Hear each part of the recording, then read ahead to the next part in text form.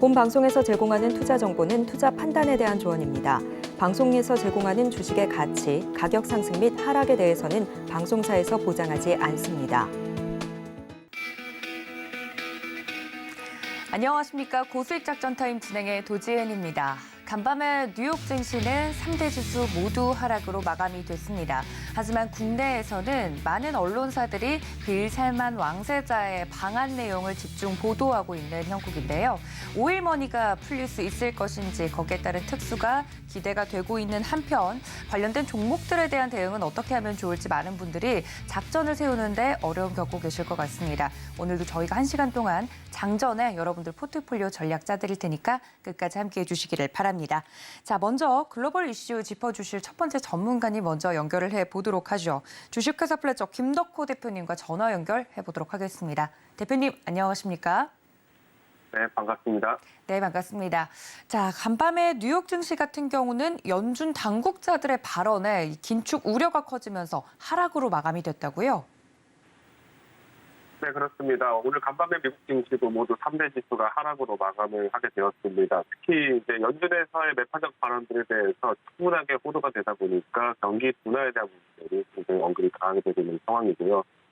특히 세인트루이스 총재가 마찬가지로 발언을 했던 현재 물가 수준에 대해서는 고무적이지만 안심할 수 없다는 부분들이 시장에서는 큰 충격을 준 것으로 확인되고 있습니다. 이 발언이 나타난 직후에는 연준에서 발언이 나타난 직후에는 마찬가지로 달러가 또 다시 강세로 나타났었고요. 더불어서 국채금리 상승이 견인된 바 있습니다. 다만 이제 이번에 부동산 업체에서 마찬가지 미국의 부동산 업체에서 발표를 했던 이번 임대료 관련된 부분들에서는 다소 후퇴한 부분이 있다는 특징이기 때문에 상승폭을 다소 제한하는 모습이었습니다. 여기에 이제 미국 증시도 마찬가지로 현재 CPI 지수가 발표된 이후에 지금 현재 달러 인덱스 같은 경우에는 106포인트로 많이 후퇴를 한 상황입니다. 이는 이제 경기 회복세에 대한 초점이 굉장히 높다라는 것이고 시장에서는 어떤 이벤트나 혹은 이제 전쟁과 관련된 부분들에서 영향들보다도 물가 안정에 대해서 굉장히 큰 초점을 놓고 있다는 점이 특징입니다. 달러 지수 같은 경우에는 지난 11월이 되기 전, 이번 10월 CPI가 발표가 되기 전까지만 하더라도 110포인트 가깝게 이루어져 있었는데요. 오히려 이제 소비자 물가 지수 같은 경우에도 지난 10월 CPI 지수가 7.7%로 발표가 된 이후에 굉장히 빠르게 인플레이션을 회복할 수 있을 것이다라는 기대감에서 시장에서는 안도감을 나타낸 것 같습니다. 전반적으로 오늘뿐만 아니라 최근 지난 일주일 동안의 증시를 살펴보신 분들이라면 아시겠습니다만은 사실상 지금 시장에서는 뚜렷한 반영이 없이 CPI 지수 하나에 초점이 많이 달려있는 것으로 보여집니다.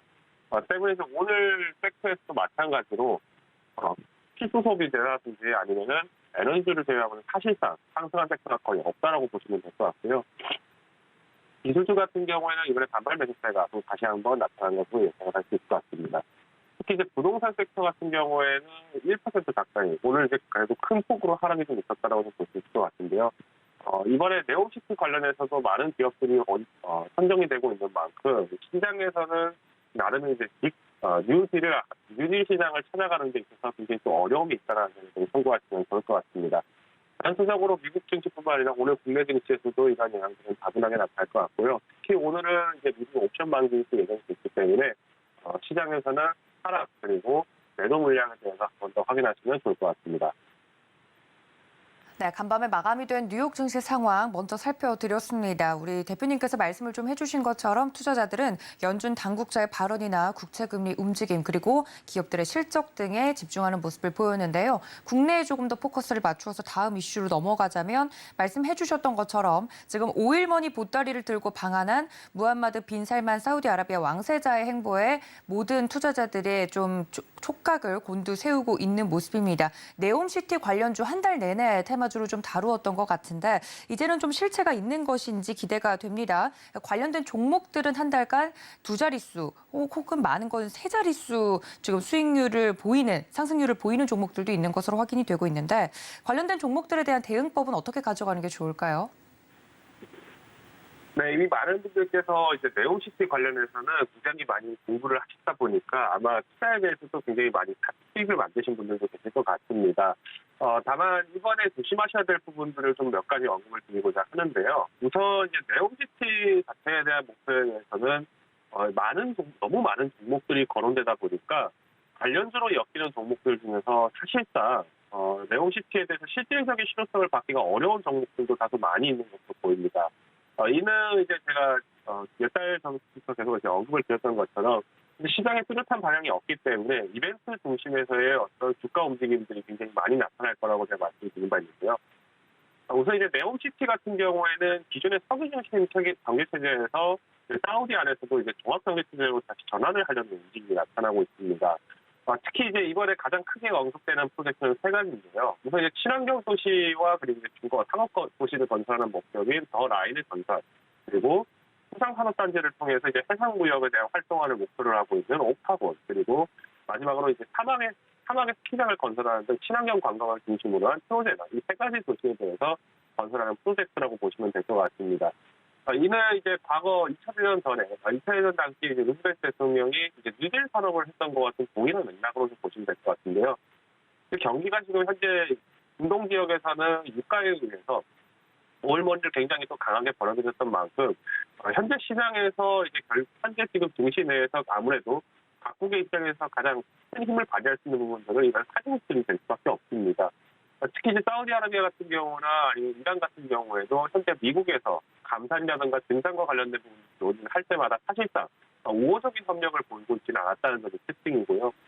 오히려 사우디아라비아 같은 경우에는 이런 시점에서 이제 발생한 오일머니를 경제체제 전환으로 좀 가속할 필요가 있다라고 보는 것 같습니다.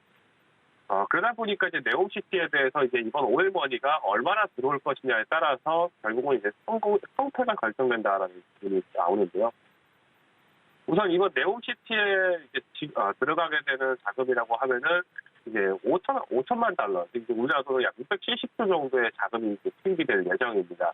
이 중에서 이제 사우디아라비아 그리고 중국을 이어서 이제 한국이 13위 규모의 수주를 했고요. 규모는 이제 13% 정도. 그러니까 우리나라 돈으로 환산을 하면 약 70에서 100조 원 정도에 해당하는 금액을 저희가 이제 받게 됩니다. 아무래도 이런 제2의 경기를 침체가 앞두고 있는 상황 속에서 이런 과감한 산업을 할 수 있는 것도 중동이 가지고 있는 인프라 구조 자체에서 굉장히 좀 차이가 있다라는 거죠. 즉 현재 이제 오일머니를 통해서 굉장히 벌어지는 자금이 많기 때문에 결국은 경기 침체가 이어질 경우에는 사우디아라비아도 마찬가지로 대한 폭풍을 견디기가 쉽지 않을 것이고요. 특히나 이제 이번 러시아 우크라이나 전쟁에 대해서 별도 진전이 없고 다시 이제 러시아가 다시 이제 합의를 하게 되는 경우는 여기에 이제 지금 이제 유가도 마찬가지로 상당 부분 후퇴할 수 있다는 거죠. 그렇기 때문에 사실상 오히려 급한 입장에 있는 사람은 빈살만 왕세자 입장이 아닐까 싶습니다.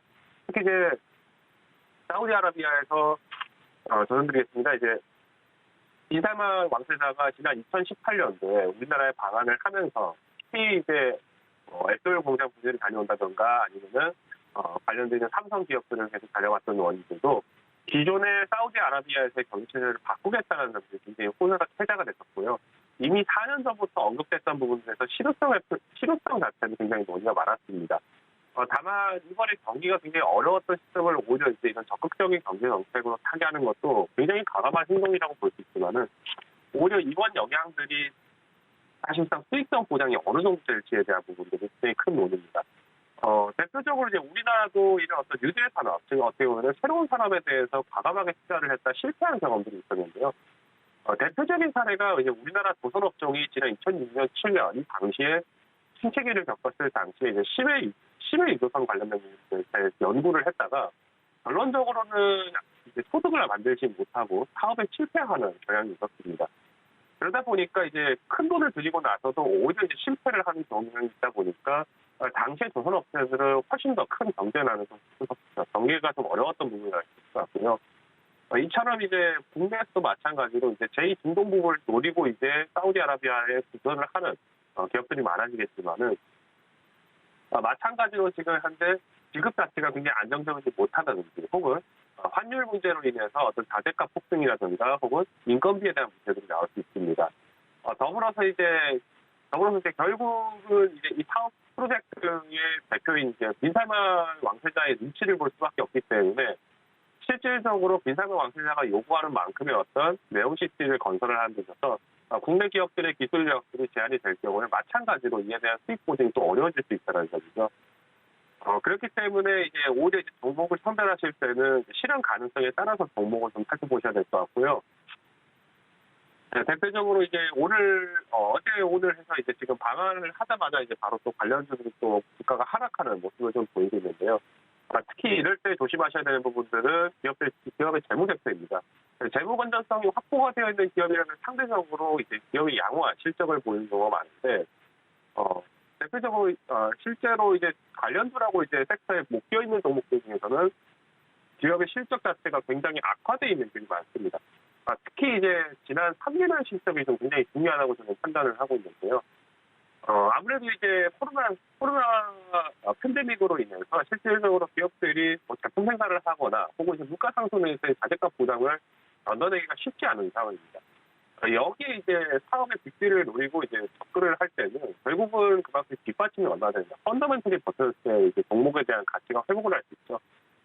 그래서 오히려 이번 이제 네옴시티 관련된 종목들은 실질적으로 실효성을 보면은 2025년에서 2026년으로 판단을 하고 있습니다. 즉 1차 완공이 얼마나 단기적으로 접근이 되냐에 따라서 종목이 움직이기 때문에 사실상 3년에서 4년 동안의 긴 공백 기간에는 오히려 이제 기업 자체의 건실성을 좀 살펴보시면서 접근하시는 게 좋을 것 같고요. 특히 이제 3개년 내 그리고 5개년 내 실적 중에서 5개년 실적이 이제 계속 꾸준하게 감퇴하는, 특히 이제 매출이라든가 영업이익 부분에 특히 큰 종목들은 아무래도 이제 투자 비중을 좀 많이 낮추시는 게 좋지 않을까 판단을 하고 있습니다. 네, 아무리 네옴시티 관련주라고 하더라도 옥석을 가리지 않고 무턱대고 추격 매수를 하는 것은 옳지 않다는 건 우리 현명한 투자자분들은 모두 알고 계실 겁니다만 네옴시티와 관련돼서 관련주들에 대한 대응법까지 간단하게 이야기를 좀 들어봤습니다. 그렇다면 대표님, 저희 오늘장 작전은 어떻게 세우는 게 좋겠습니까? 아무래도 이제 오늘은 이제 말씀드린 것처럼 옵션 만기를 또 앞두어지고 있기 때문에 사실상 매도 물량들이 좀 일부 나올 수 있을 것 같고요. 이때 이제 위축이 되는 매수 세력들은 아무래도 개인 투자자분들이 되겠죠. 다만 이제 현재 투자를 하실 때 마찬가지로 이제 개인별 포트폴리오에 대해서 특히 좀 조심스럽게 좀 말씀을 드리고 싶습니다. 이처럼 이제 시장의 조정이 나타나는 시기에서는 내가 그동안에 사지 못했던 종목들을 사는 것도 좋은 전략이지만 마찬가지로 증시 자체가 굉장히 좀 어려워지고 있고, 특히 이제 미국 연준에서는 마찬가지로 적정금리를 계속 이제 올리려고 하고 있습니다. 그러다 보니까 이제 기준금리를 적정금리 수준으로 올리려고 하다 보면은 사실상 미국의 연준 금리는 5에서 7%까지도 올라갈 수 있다는 게 특징이고요. 이렇게 되면은 국내에서 마찬가지로 투자 심리 위축 그리고 외국인들 매수세력이 좀 더 공격적으로 나타날 가능성이 큽니다. 그래서 오늘 증시에서는 어느 정도 현금화를 하시는 분들이 계시다라도 편입세를 하시기보다는 오늘 현재 내가 가지고 있는 포트폴리오를 3년 내지 2년까지는 충분히 유지할 수 있는가 없는가에 대한 판단으로 놓으시면 좋을 것 같고요. 더불어서 이제 오늘도 마찬가지로 이제 에이펙과 같은 이런 정상회의가 또 대책이 될 예정입니다만은 사실상 우크라이나 전쟁이라든가 경기 침체 관련된 부분들에서 이슈들이 훨씬 더 높기 때문에 사실상 이벤트보다는 시장에서 가장 이벤트로 초점을 놓고 있는 곳이 어딘지, 그리고 이 초점에 맞추어서 포트폴리오 비중을 조율을 하시면서 완급 조절이 필요한 시기라고 판단을 하고 있습니다.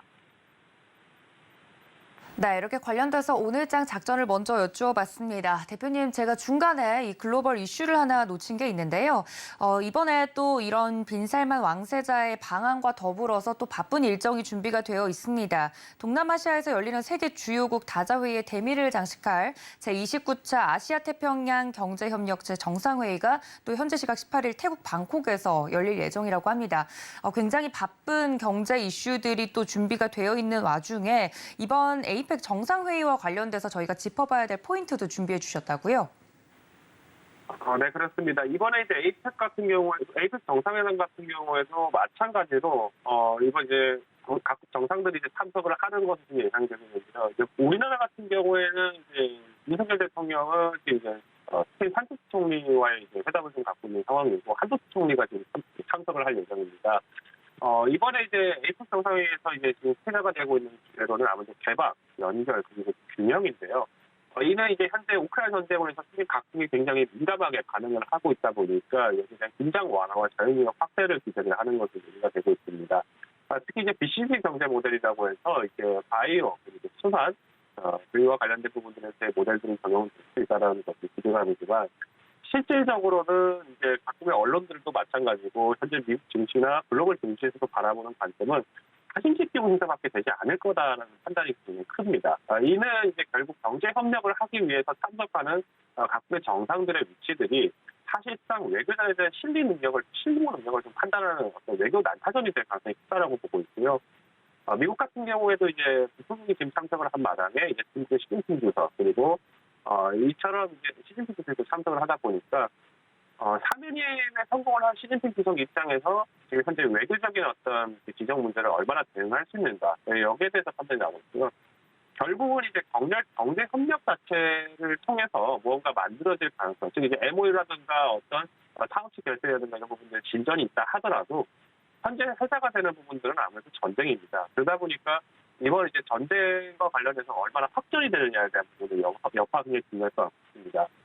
앞서서 이제 폴란드 지역에 이제 미사일이 러시아제 소련제 미사일이 떨어졌는데 이게 이제 우크라이나에서 이제 사고가 났다. 이제 우크라이나 측에서 방공 미사일이 이제 떨어진 것이다라고 이제 각국에서는 예측을 하는 것 같은데요. 사실상 이러한 모습들도 어떻게 보면은 확전 자체를 방지하기 위한 행동이라고 좀 판단이 되고 있습니다. 실제로 이제 우크라이나에서 이제 사용했던 방공 미사일에 대해서는 확정적으로 답변이 되고 있지 않는 상황이고요. 마찬가지로 우크라이나 젤렌스키 대통령도 이 역시 이 미사일이 우크라이나 지역에서의 실수가 아니라 러시아가 직접적으로 타격할 가능성이 있다는 부분들을 지적하고 있다는 것을 보셨을 때는 현재 완충지대로 상상시고 있는 곳이 결국은 우크라이나 지역이고요. 이 상으로 이제 넘어가서 폴란드 지역까지 타격을 이겼다는 것이 확정이 되게 되면은 이제 나토 기구가 마찬가지로 발동을 할 수밖에 없습니다. 그래서 이제 아무래도 현재 시장에서는 이런 팽팽한 긴장 자체가 쉽게 완화되지는 못할 것이라고 판단을 하고 있습니다.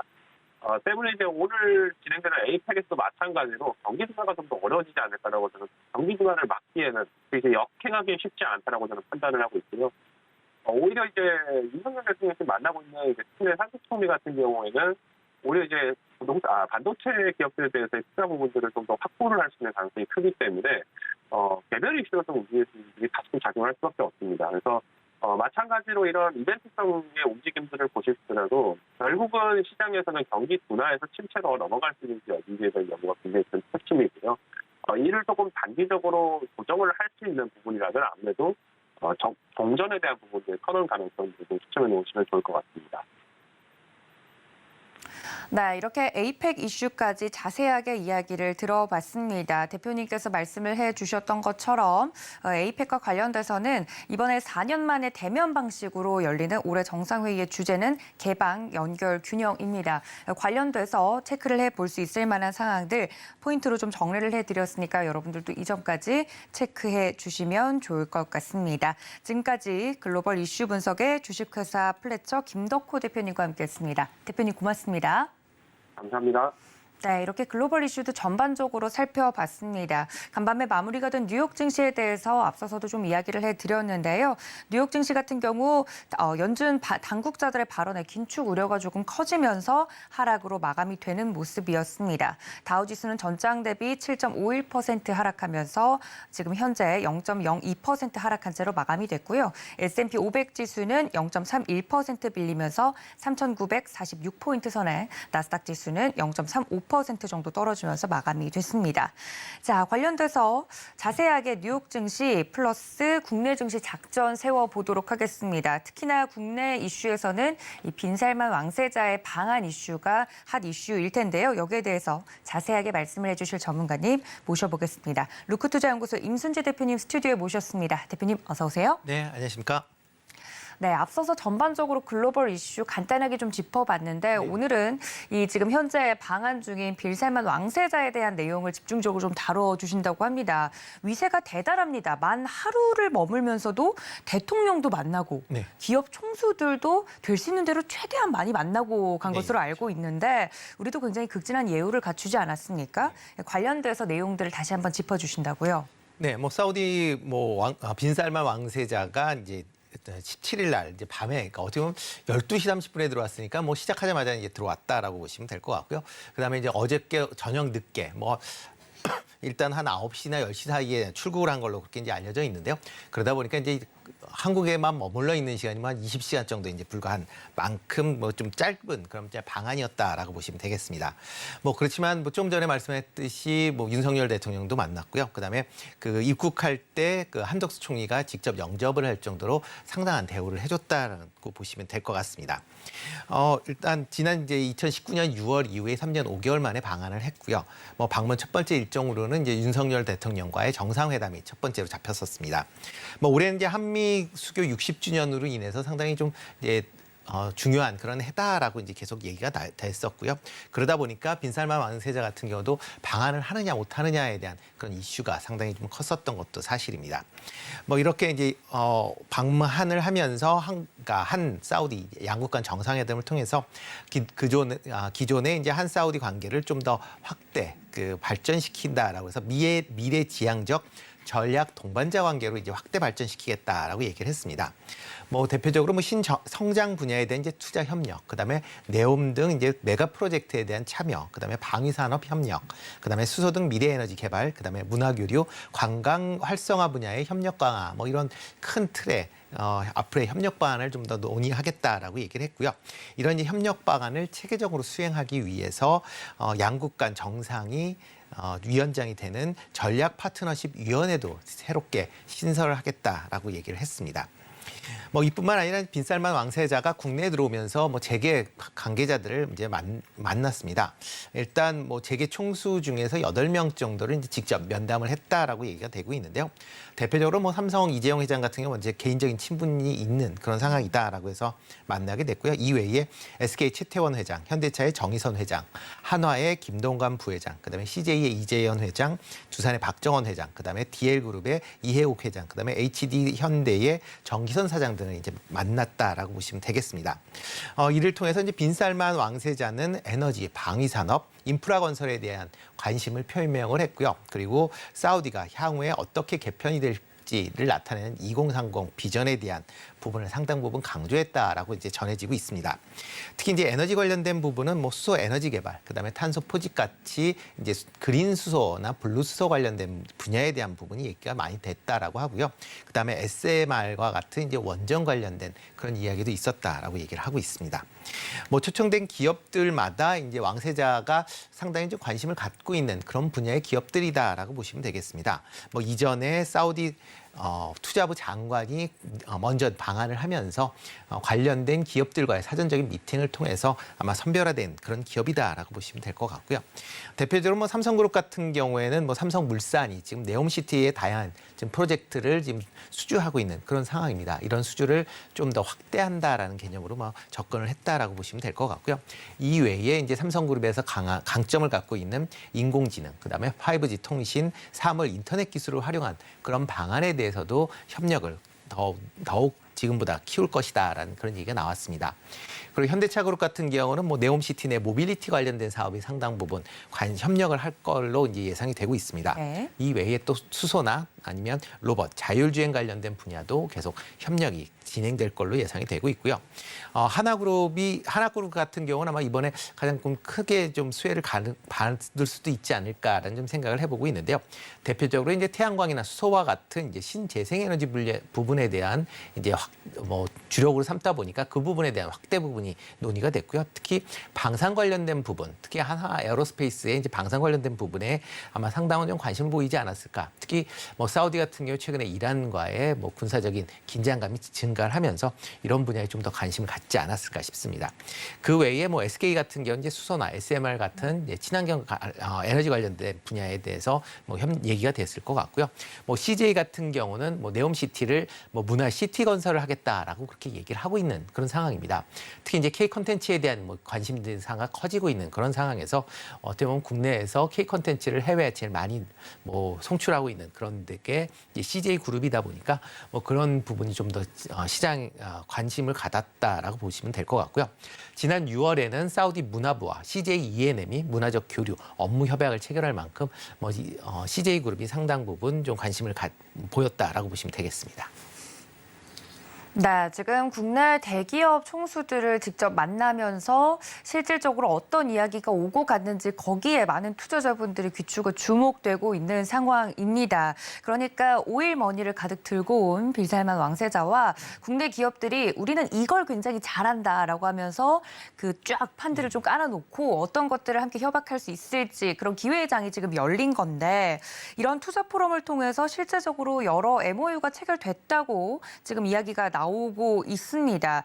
그 빌살만 왕세자가 지금 현재 기획하고 있는 네옴시티에 대한 내용만 보더라도 서울 면적의 44배의 도시를 건설할 그렇죠. 것이고 거기에 들어가는 돈만 660조 원인데 한국이 차지하는 파이가 한 두 자릿수만 되더라도 지금 어마어마한 계약 규모일 것 같다라고 예상들 하고 있지 않습니까? 어떤 MOU들이 체결이 됐나요? 네, 일단 뭐 들어오면서 네옴시티나 뭐 아니면 투소 관련주들이 뭐 최근 들어 좀 많이 움직였다라고 보시면 되는데요. 그만큼 사우디에서 이제 투자를 이제 확대한다라는 게 뭐 상당히 국내 기업에서는 수주 가능성을 높였다라고 보시면 될 것 같습니다. 이에 따라서 17일 어제 같은 경우에 대한상의에서 한사우디 투자 포럼을 개최를 했습니다. 뭐 양국 정부와 경제계 인사들 총 이제 300여 명이 이제 참석을 했다라고 보시면 될 것 같고요. 양국 간의 경제 협력을 분야별로 확대를 하겠다라는 그런 내용이 뭐 가장 주요 핵심 사항이었다라고 보시면 되겠습니다. 이를 통해서 이제 여러 가지 MOU가 체결이 됐습니다. 뭐 일단 그 주요 기업과 국내 기업과 사우디 정부 간의 이제 MOU가 체결이 된 게 총 한 7건 정도 된다라고 보시면 될 것 같고요. 그리고 국내 기업과 사우디 기관이나 기업의 MOU가 체결된 게 총 17건이 된다라고 보시면 되겠습니다. 특히 이제 한사우디 계약 관련돼서 양해각서가 이제 체결이 된 게 보면 이제 네옴시티 내에 이제 고속전철 관련된 분야가 있다라고 보시면 될 것 같고요. 화학 분야, 그다음에 합성유 이제 공장 설립 관련된 이런 이제 화학 관련된 분야가 한 2건, 그다음에 제약 관련된 분야가 1건, 그다음에 게임이 1건, 그다음에 스타트업 시티에 대한 솔루션이 1건 정도 된다라고 보시면 되겠습니다. 그리고 우리나라 기업과 사우디 기업이나 기관이 협약한 게 총 17건인데 그 중에서는 뭐 대표적으로 모듈러 주택 관련된 부분이 뭐 그 전날서부터 얘기가 나왔었는데요. 그 부분이 있었다라고 보시면 될 것 같고요. 뭐 그린 수소 관련된 부분, 그다음에 석유나 가스 관련된 프로젝트, 그다음에 뭐 재활용이나 뭐 백신, 뭐 스마트팜, 뭐 프로바이오틱스, 그다음에 뭐 엔지니어링, 뭐 환경, 상용차, 뭐 다양한 분야에서 뭐 한국과 그 사우디 기업 간의 이제 협약이 체결이 됐다라고 보시면 되겠습니다. 이와 더불어 이제 국내에 지금 사우디가 일대 주주로 있는 회사가 이제 S-오일입니다. S-오일의 향후 이제 그 석유화학 단지의 고도화를 위해서 한 총 3건의 또 MOU도 체결됐다라는 것도 같이 보시면 좋지 않을까 싶고요. 네. 이렇게 이제 한사우디 비전 이거를 이제 추진했었던 게 한사우디 비전 2030 위원회입니다. 이 위원회를 통해서 양국 간의 전반적인 협력을 강화할 거다라고 이제 보시면 될 것 같습니다. 특히 이제 공급망 안정, 디지털 및 에너지 전환, 그러니까 기후 변화에 대한 부분을 공동 대응하기 위해서 만들어진 그 이제 플랫폼이다라고 보시면 될 것 같고요. 기존에 이제 첨단 제조업 관련된 분야였다라고 하게 되면 이제부터는 전방위 산업군으로 협력이 확대되고 있다라고 보시면 되겠습니다. 뭐 조금 전에 뭐 말씀드렸던 것 중에 뭐 스마트 시티나 그만 스마트팜, 교육, 보건, 특히 이제 문화, 뭐 서비스 이런 쪽으로도 뭐 협력이 확대된다라고 하게 되면 뭐 국내 뭐 많은 기업들이 이런 사우디의 뭐 새로운 이제 2030 비전에 참여할 수 있는 기회가 열려 있지 않나라는 생각을 해봅니다. 자, 대표님께서 좀 쭉 정리를 해주신 내용을 들어보니까 참 어디에 투자를 해야 될지 너무 분야가 많아서 또 저희가 또 지금 주식시장에 참여하고 있는 사람들이기 때문에 자, 그렇다면 어떤 종목을 사야 될지 이게 제일 궁금한데 관련된 종목들에 대해서도 보면 주가의 등락이 좀 갈리는 모습입니다. 무조건 테마를 탔다고 해서 또 가는 건 아닌 것 같더라고요. 대응 전략은 어떻게 세우는 게 좋을까요? 네, 뭐 사우디 왕세자가 방한을 한다라는 게 뭐 9월 달서부터 계속 그쵸. 얘기가 나왔었던 네. 그런 내용이고요. 그거에 따라서 이제 주가 흐름이 좋았다 나빴다가 계속 이제 이어졌다라고 보시면 될 것 같습니다. 특히 뭐 최근 이제 지난주서부터 이제 이번 주 초까지, 그러니까 방한하기 전까지 관련주들의 주가 뭐 상승폭이 상대적으로 좀 다른 종목에 비해 컸다라고 보시면 될 것 같고요. 그렇게 이제 컸다라고 이제 생각하다 보니까 어저께 이제 빈살만 왕세자가 방한을 한 그 사실 자체로는 상대적으로 주가가 좀 큰 폭으로 좀 조정을 받았었던 그런 종목이 좀 많았다라고 보시면 되겠습니다. 뭐 증시 격언 중에 뭐 소문에 사고 발표에 팔아라라 뭐 그런 얘기가 있는데요. 아마 네. 그거를 뭐 투자자 여러분들이 많이 참고를 해서 뭐 하지 않았을까 싶습니다. 특히 이제 그동안 이슈로 많이 올랐었던 종목에 대한 차익 매물이 좀 크게 출회가 됐다라고 보시면 될 것 같은데요. 뭐 물론 이제 전일 증시가 하락을 했었던 부분이 있기 때문에 이런 하락폭이 좀 더 키워졌다라는 측면도 있긴 하지만 기존에 관련된 종목들의 상승폭이 상대적으로 컸기 때문에 그거에 대한 차익 매물이 좀 더 많이 출회됐다라고 보시면 되겠습니다.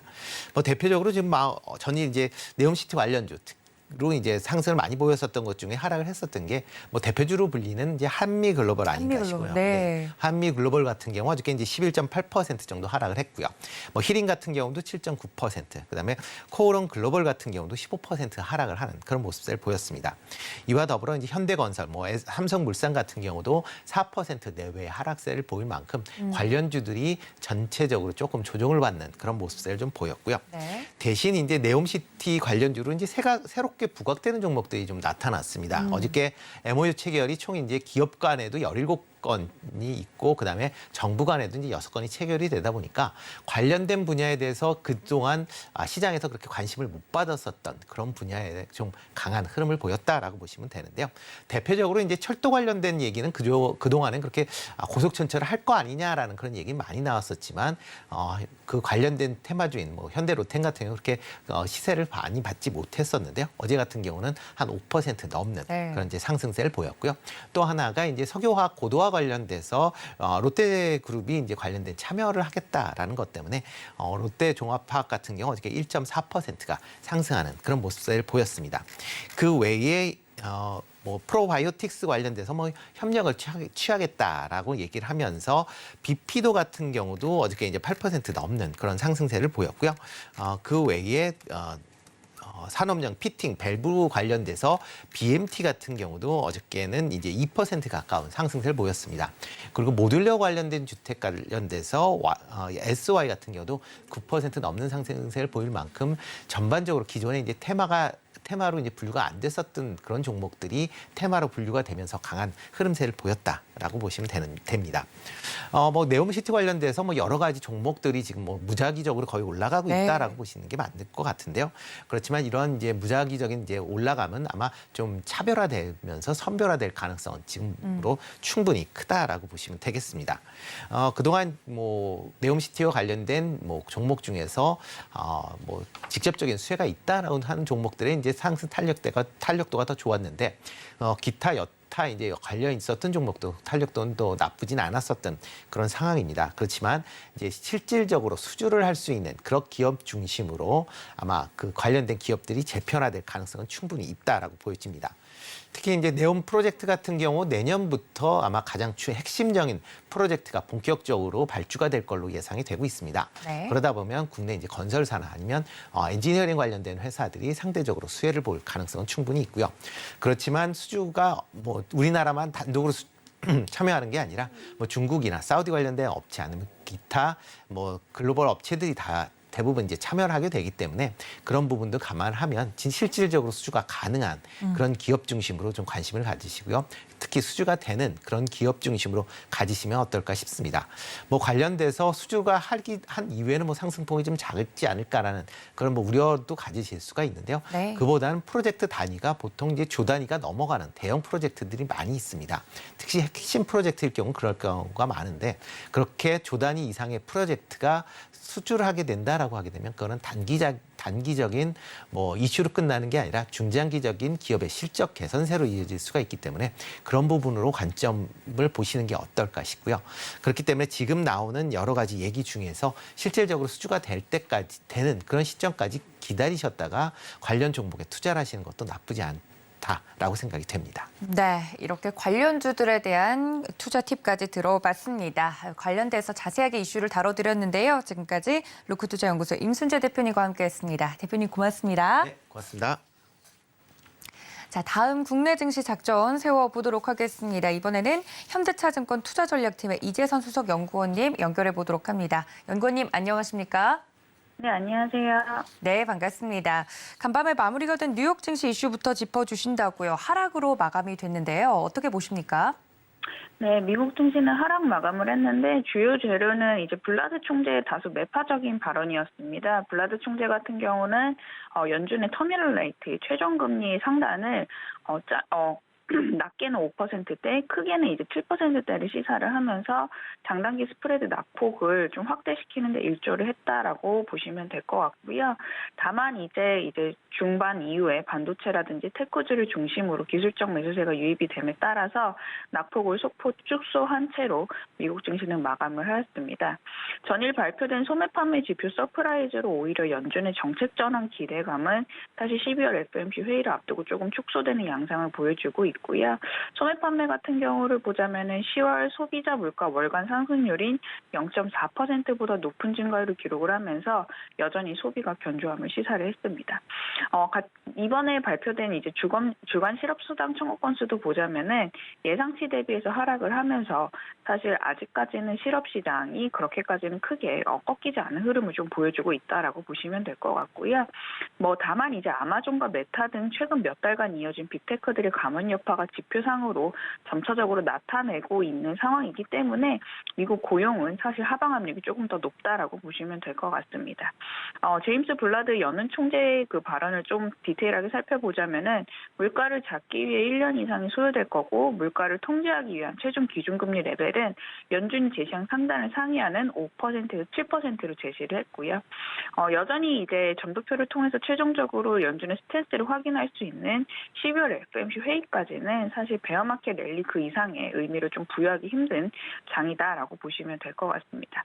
과거 경험상 장단기 스프레드 낙속이 축소된 시점부터 증시는 동행하거나 후행하면서 추세적인 반등을 도모했기 때문이라고 보시면 될 것 같습니다.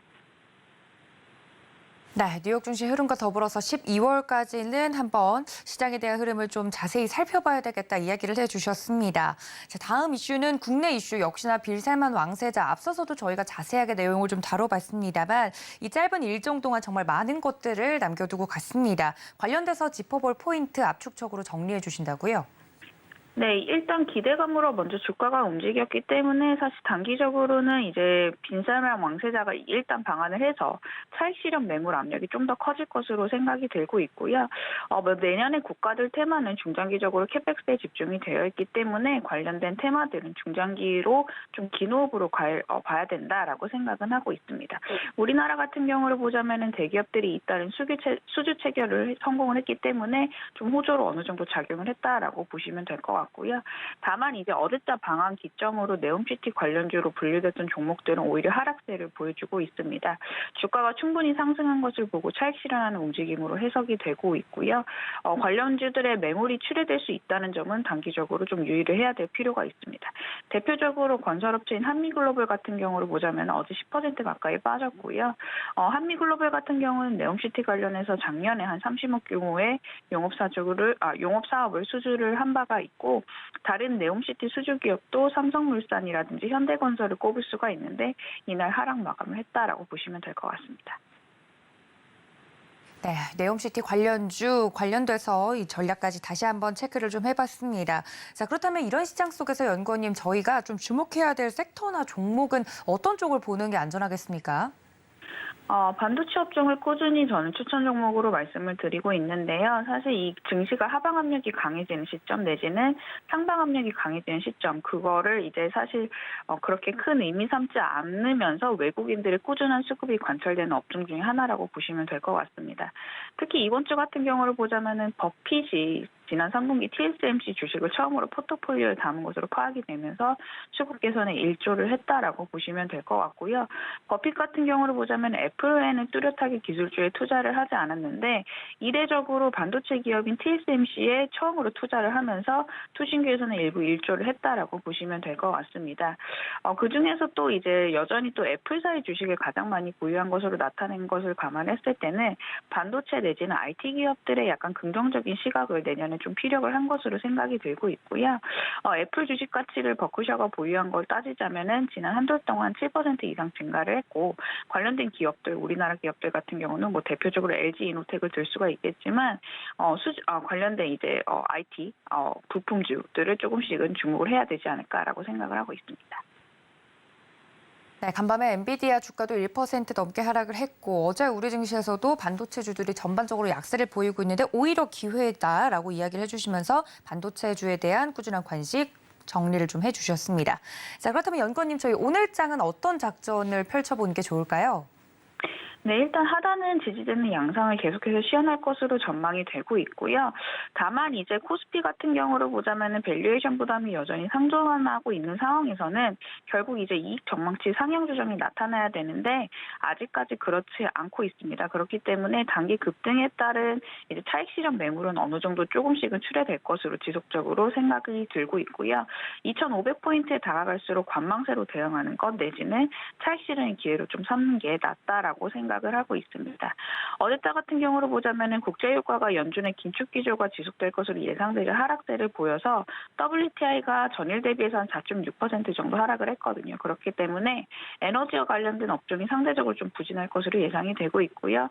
아까 제가 서두에서 말씀드렸다시피 반도체 업종이라든지 IT 관련된 업종이 사실 어제자 장에서도 좀 선전을 했기 때문에 IT 업종 중심이 선방을 할 것으로 생각을 하고 있습니다.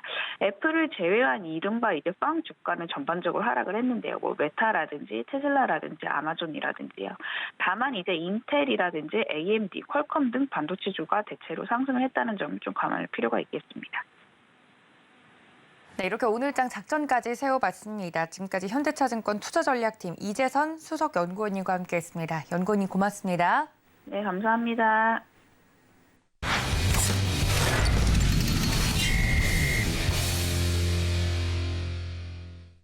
네, 보다 자세한 종목에 대한 작전 세워보도록 하겠습니다. 글로원 파트너스 이성웅 이사님과 전화로 연결해봅니다. 이사님, 안녕하십니까?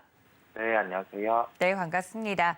앞서서 저희가 빌살만 왕세자의 방안 내용을 좀 자세하게 다루긴 했습니다만 관련돼서 국내 기업들과 MOU 체결 등 여러 가지 이슈들이 쏟아져 나오고 있습니다. 굉장히 뉴스가 이렇게 많이 나오니까 더 헷갈리는 게 있는데 관련돼서 저희가 체크해야 될 포인트들 정리해 주신다고요? 네, 빈살만 왕세자의 방한 이전에 테마주 같은 경우는 많게는 5배 이상 난 종목들도 있고, 이 컨소시엄과 관련해서 특히 뭐 네옴시티와 관련해서 관련이 크게 없는 건설주 같은 경우도 주가들이 미리 움직이는 모습이었습니다. 그러면 우리가 여기에서 주가의 특성을 대입해서 이 시장 그리고 종목들을 살펴보면 이 가능성으로 미리 시세가 났던 종목들 같은 경우는 실제 빈살만 왕세자가 방문하게 되면 재료 노출로 조정이 나오기 마련입니다. 다른 재료들의 반응도 거의 동일합니다. 그러면 지금부터는 우리가 생각할 수 있는 점은 실제 수주가 어떻게 나타날 수 있는지 그런 기업들이 좀 주목을 받고 뒤이어서 시세가 날 수 있는데 그 시세 같은 경우도 구체적으로 좀 수주를 받아오는 모습을 보여야지 날 수 있음을 말씀을 드리겠습니다. 구체적으로 SOL 같은 경우는 샤인 프로젝트가 확정이 됐습니다. 스팀 크래커 그리고 올레핀 다운스트림 시설을 구축하는데요. 그러면 2030년까지 석유화학 비중이 SOL 기준으로 25%까지 성장을 하게 됩니다. 그리고 스팀 크래커나 올레핀 같은 경우는 고부가가치성이라서 SOL에게는 마진이 올라가는 그러한 영향이 나타나게 됩니다. 그런데 우리가 여기에도 생각해 볼 점이 있어요. 자, SOL 기준으로 봤을 때 지금 에너지 여판 같은 경우는 정제 마진 같은 경우 그다음에 유가 이 부분을 대입해 보면 올해 상반기가 좋았고 지금 같은 경우는 좀 애매한 구간에 있어요. 그리고 2030년까지 25%까지 성장을 하는 부분에서 선행되어야 될 게 지금처럼 시설 구축 부분입니다. 그러면 여기에 대해서 증설을 한다는 부분입니다. 우리가 에너지 쪽, 원유 쪽의 사이클 같은 경우는 그 철저하게 유가, 그다음에 정제 마진 이 부분에 대해서 그 거의 동행하는 그러한 흐름이 나타나고요. 그다음에 중국 같은 경우가 실제 지금 적극적인 가동을 못 하고 있는데 이 시설들에 대해서 뭐 가동을 더 하고 그다음에 미국 업체들 같은 경우가 지금 가동률이 조금 떨어져 있는데 이 부분에 대해서 정상 가동이 이루어지면 좀 업황 같은 경우는 고점 사이클보다는 꺾일 수 있는 점을 우리가 생각을 해야 됩니다. 그렇다 보니까 SOL 같은 경우는 어제 주가 반응이 강하지 않은 거예요. 즉 우리가 여기에서 알 수 있는 점은 수주 기반의 사업들을 가지고 있는 그러한 기업 같은 경우 현재 이익 대비해서 시총이 어느 정도인지 그 이익 대비해서 시총이 지금은 큰 부담이 없다고 하면은 수주가 나오면 주가는 반등이 나옵니다. 우리가 현대 로템을 통해서 그 점을 볼 수가 있는 거고요. 그런데 이게 장치 산업 같은 경우, 뭐 정유, 화학 이런 군들 같은 경우는 업황이 좋을 때 증설을 하면 이 부분에 대해서 주가 반응은 있어요. 그런데 업황이 애매하거나 좀 안 좋은 상황에서 증설을 하게 되면 그 부분은 기간이 어느 정도든 공급의 증대 요소로 잡히기 때문에 주가는 큰 반응이 없는 겁니다. 즉 우리가 가장 중심되는 부분은 기업의 이익이에요. 이익 같은 경우 기본적인 체력이 지금 뒷받침되느냐 아니냐에 따라서 이런 판단이 갈릴 수 있는 거고 그다음에 언제나 증시의 격언이 있죠. 뭐 소문에 사서 뉴스에 팔아라 라는 점에 전형적인 그 형태를 이번에 그 빈살만의 방안과 관련된 네옴시티 테마주로 보여졌다는 생각을 하면 되겠습니다. 그러면 여기에서 연결해서 생각을 해볼 수 있는 게 어제 현대로템 같은 경우는 주가가 장초에는 갭상승을 하고 하락을 했다가 뒤에 그 인도네시아의 철도 수주 가능성으로 좀 주가를 상승을 시키는 모습이었어요. 그러면 여기에서 알 수 있는 점이 뭐냐면 첫 번째로 네옴시티 자체 사우디와 연결된 그런 모멘텀뿐 아니라 여타 수주에 대한 모멘텀을 전제하는 기업들. 그다음에 두 번째로 실제 네옴시티 사우디와 연결돼서 수주에 대한 기대감이 있는 기업들 같은 경우는 확정된 수주, 즉 구체적으로 금액 얼마, 여기에 대해서 매출원 어떻게 인식 이 부분이 나오면 주가가 반응할 수 있다는 점, 그러한 점을 연결해서 생각할 필요가 있겠습니다. 네, 자세하게 이슈에서 포인트를 짚어주셨는데 그럼 관련돼서 저희가 볼 만한 종목은 어떤 종목일까요? 네, 종목은 강원에너지를 말씀드리겠습니다. 이 종목은 어제 주가가 강하기는 했어요. 52주 신고가가 나왔는데 우리가 뭐 리튬과 관련된 사업, 그다음에 이 에너지와 관련된 사업을 영위하는 군들 같은 경우는 좀 공통적으로 사업에 대한 포텐셜이 있다 보니까 현재 기준으로는 살펴봐야 한다는 점에서 말씀을 드리게 됐습니다. HRSG 사업 그리고 2차 전지와 관련된 장비 사업을 영위를 하고 있습니다. 여기에 자회사가 10월부터 수산화 리튬을 생산하기 시작했어요. 그러면 우리가 최근에 리튬과 관련된 기업들 같은 경우 주가가 터무니없이 상승한 측면이 있는데 우리가 그 네옴시티의 테마, 그다음에 실제 수해볼 수 있는 이쪽군을 연결을 해볼 때 수산화 리튬, 발전 이쪽 같은 경우도 좀 테마 같은 경우는 한 타임에 주가가 꺾일 수 있고 실제 이제 생산을 하고 여기에 대해서 밸류가 기존의 발전소라든지 이쪽 밸류라고 하면 2차 전지 소재 업체의 밸류 반영이 가능한 그러한 구간에 왔기 때문에 종목 같은 경우도 접근을 해야 된다는 결론입니다. 가격 접근은 시가 접근 가능하다는 결론입니다. 네, 오늘의 첫 번째 종목 강원에너지 자세하게 설명을 좀 해드렸습니다. 시가 접근이 가능하다 말씀까지 드렸으니까 이 점 참고해 주시고요. 다음 이슈는 미국 시장에서 신고가 업종을 통해서 보는 주요 흐름 짚어주신다고요. 네, 미국장의 흐름 같은 경우가 뭐 주요 업종의 흐름이 나오면 우리나라에 대입해서 좀 살펴볼 필요가 있기에 제가 좀 주기적으로 말씀을 드리고 있고요. 전일 미국 시장 같은 경우는 퍼스트 솔라가 5년 내 신고가를 형성을 하는 모습입니다. 그리고 개별 에너지 업종의 강세가 나타나는 모습이었는데 유가가 좀 약세였죠. 그런데 최근에 신재생에너지랑 유가 같은 경우는 좀 상관관계가 많이 떨어져 있습니다. 실제 분기별 이익이 나오기 때문에 그러한 현상이 나타나는 거고, 오늘 같은 경우는 우리나라 좀 신재생에너지 군들 같은 경우도 좀 체크해서 살펴볼 필요가 있어 보입니다. 네, 관련돼서 종목에 대한 이야기도 좀 들어보면 좋을 것 같은데 종목 소개만 간단하게 가능할까요? 네, 종목은 하나솔루션입니다. 주가는 46,000원에서 52,000원 박스권 흐름이 나타나고요. 그러한 특성 감안해서 가격 접근은 퍼스트솔라 신고가이기 때문에 시가 접근 가능하다는 결론입니다. 네, 이렇게 두 번째 종목 하나솔루션까지 이야기를 들어봤습니다. 지금까지 종목에 대한 이야기 글로벌 파트너스 이성우 이사님과 함께했습니다. 이사님 고맙습니다. 네, 감사합니다. 네, 저희 이렇게 장전 전략 모두 세워봤습니다. 본 방송에서 제공해드린 정보는 투자 판단에 대한 조언일 뿐 해당 주식의 가치나 수익률을 보장하고 있지 않다는 점까지 알려드리면서 저희는 장중 전략을 세워드리는 시간으로 다시 인사드리겠습니다. 시청해주신 여러분 고맙습니다.